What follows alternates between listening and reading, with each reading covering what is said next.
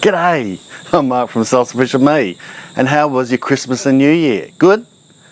Same here, I had a great time, thanks. What I wanted to do was take you guys on a little bit of a walk around the garden, and I wanted to start the year off by discussing what the new year means to me.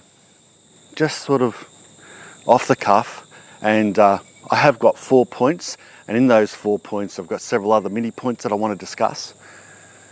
But what does it mean to me? Well, just go past the veggie garden. We'll go for a walk around the orchard, the veggie garden, and maybe down the back and check out what the chicken and ducks are doing. But what does it mean to me? There are 4 things that I wanted to talk about. First of all, optimism, excitement. Number 3 is Mark, apprehension, and resilience. Those are the 4 things. First of all, optimism. I think it's appropriate that I back onto this corn here. Have a look at it. It's about 18 foot high. Isn't it fantastic? Look at these cobs forming. And you can see the pollen or these type of seed things falling onto the top of the cob, and that in turn will then go down and fertilise the cob and get all those beautiful pieces of corn. Isn't it fantastic? So yeah, the first thing is optimism. I mean, most of us food gardeners in general, self-sufficiency people are optimists. I mean, you don't grow a whole lot of corn like this for it to fail, do you?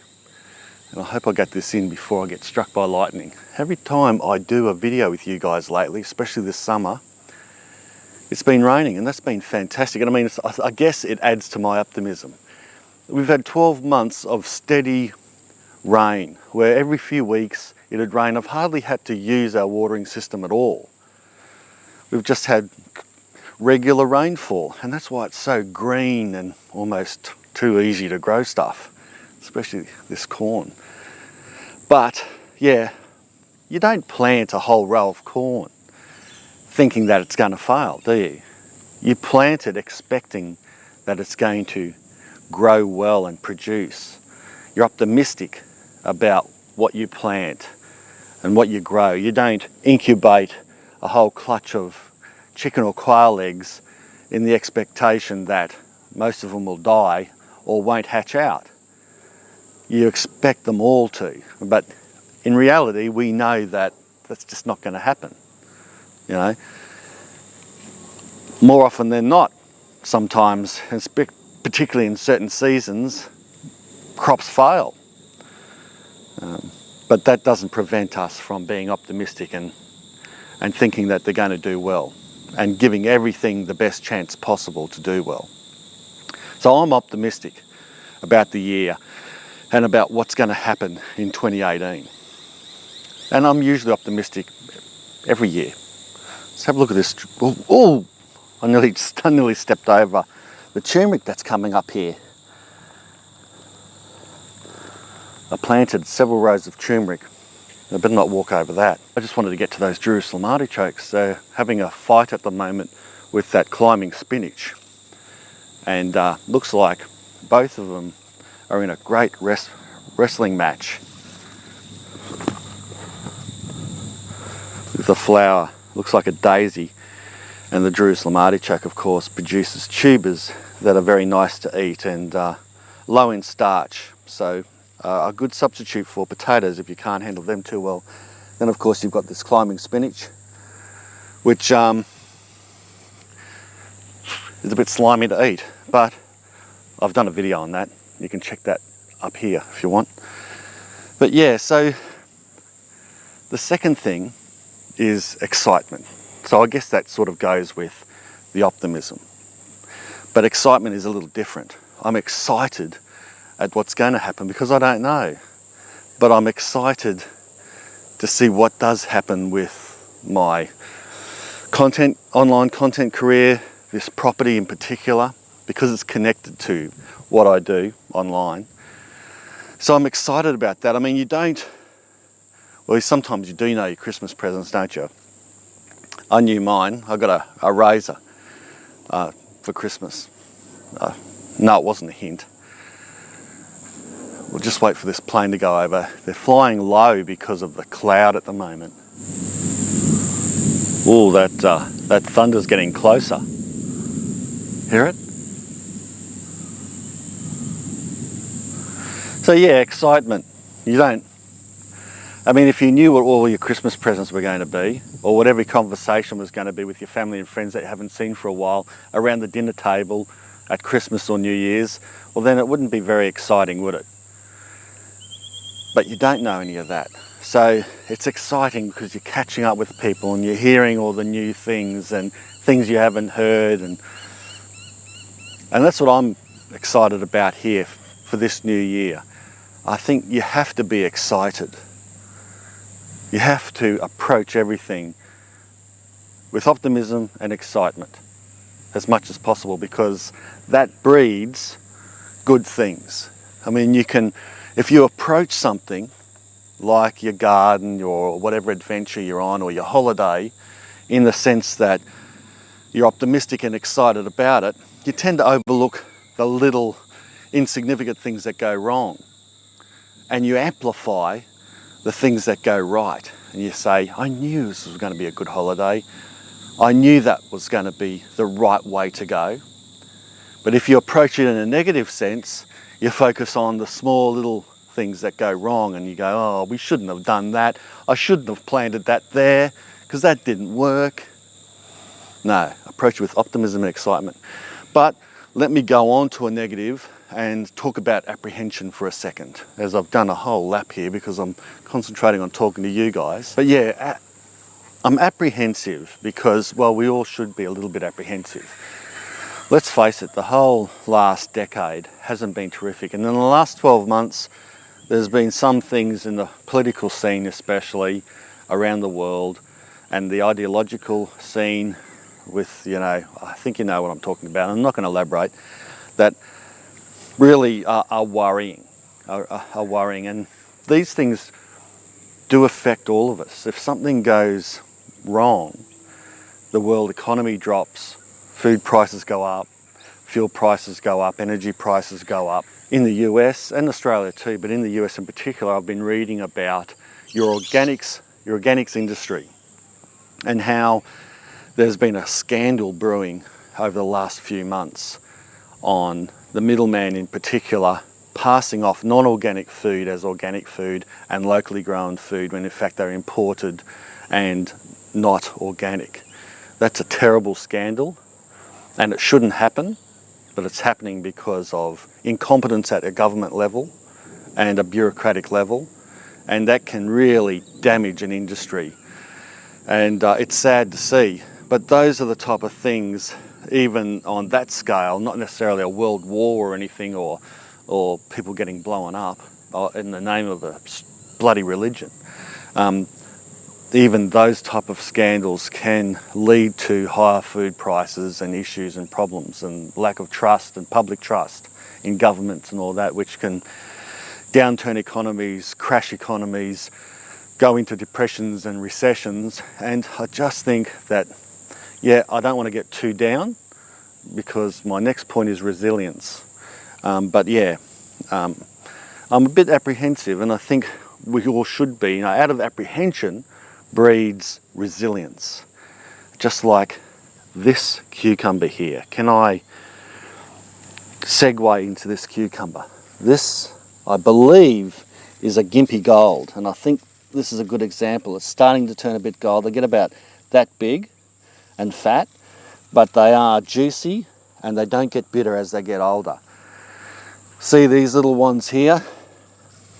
They are coming up, they're self-seeded, coming up on their own, just like these did. And all I simply did was spot them come up and stick a frame over them and let them grow up over this frame. And well, we've got 20 cucumbers on here, and I pulled a couple up, if I can walk across these zucchinis that are going out of control here. Actually, I better go around or step on them. I've even transplanted a few out of there and put them in other beds. And here we go here. So I'm going to ferment some cucumbers soon, maybe tomorrow. And there's another cucumber I'm growing up over here as well, next to these wonderful chilies. They're also self-seeded. Those cucumbers shouldn't be growing at this time of year. This is the worst time of year for cucumbers. It's too hot. They should be dying off, but they're resilient. They've come up on their own. And that's what I'm going to be over the next 12 months. I'm going to grow as much produce as possible without having to buy it, without having to put myself and the family at risk. Sure, buying organics is good, and I think we should support the organic industry, but we should make sure that we're supporting the right organic growers. Do our research and make sure that what we're getting is in fact the right product, chemical-free, grown organically. But the best way you can do it is growing it yourself. Like these Nam Doc Mai mangoes. They aren't the sweetest mango, but they set fruit really easy. They're a really easy mango to grow. They're maybe not as good as a Kensington Pride or a Bowen mango or even a Glen as far as tasting goes when they're ripe, but they make a great green mango salad, and they certainly do taste fairly nice, and they're not stringy. But to get true organic fruit and veg, you really do have to grow it yourself. And I don't mean you have to have a huge, well, my place isn't huge, but a big property with plenty of fruit and vegetables. I don't mean you have to be as committed as I am. You could have a few containers on a balcony that gets enough sun and grow a few peppers, chilies, capsicums, lettuce, tomatoes, those type of things. And that's all you need. Because at least then you're getting some of the produce that you eat. Yes, you can be buying produce, and I do too. I don't buy all organic stuff. I mean, sometimes we just buy standard produce from the supermarket. You know, good looking, healthy produce. And I'm fine with that too. I'm not this, anti crusade on only eating organics. But I do think that the more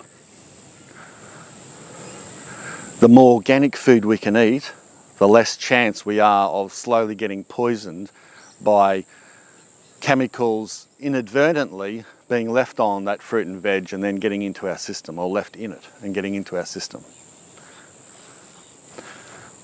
Let's go down and have a look and see what the ducks and chickens are up to. Look at that chicken. She's smashing up my wood pile there. What are you doing? Hey? You're throwing it everywhere, looking for bugs, I suppose.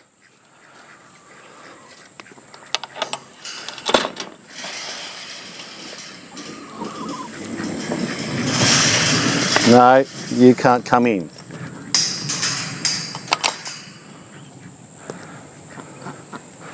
Ducks resting.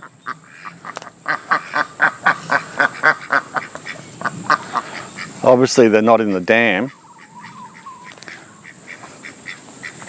But yeah, I think being resilient and being self-sufficient in whatever you can be, that's my tip for this year, and that's what I want to do. I'm optimistic, I'm excited, I'm a little bit apprehensive, because who wouldn't be in this world environment, but I am determined to be self-sufficient in as much as possible and resilient. Now, I was listening to you guys, reading your comments, and one of the most popular ones from my last video, I think it was, when it comes to videos, you'd like to see live streaming. So I've looked into that, I've listened and I've looked into it. And initially, my Wi-Fi was awful.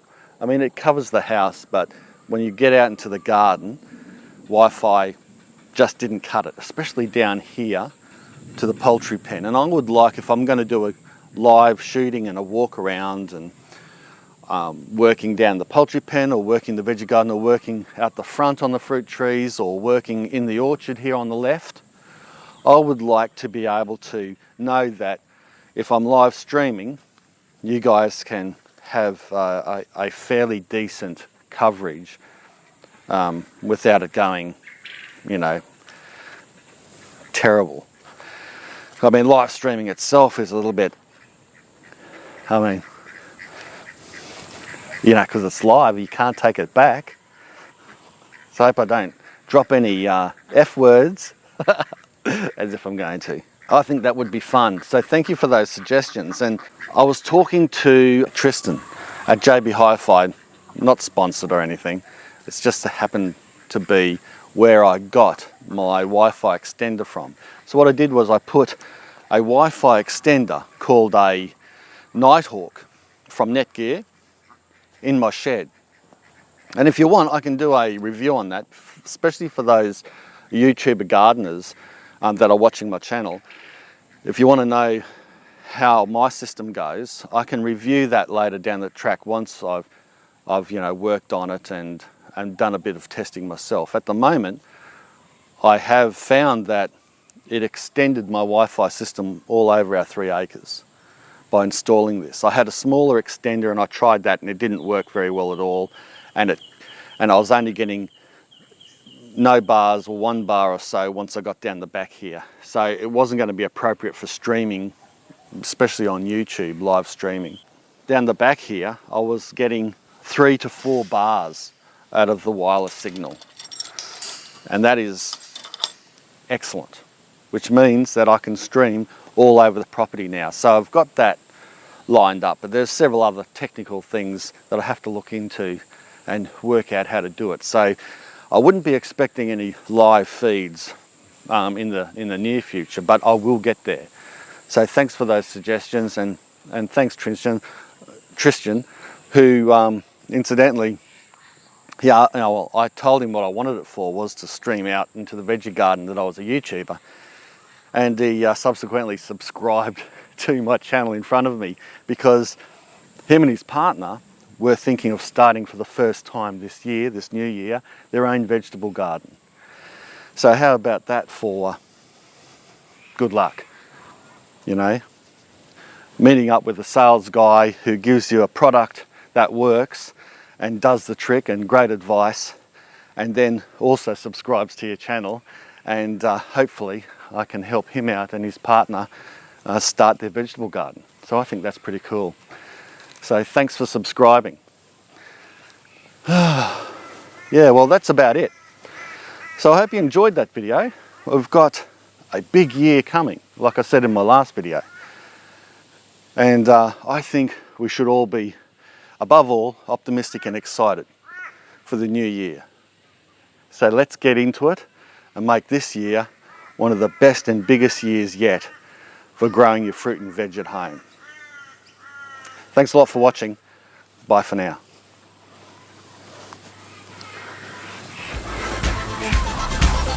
Made it before it rained.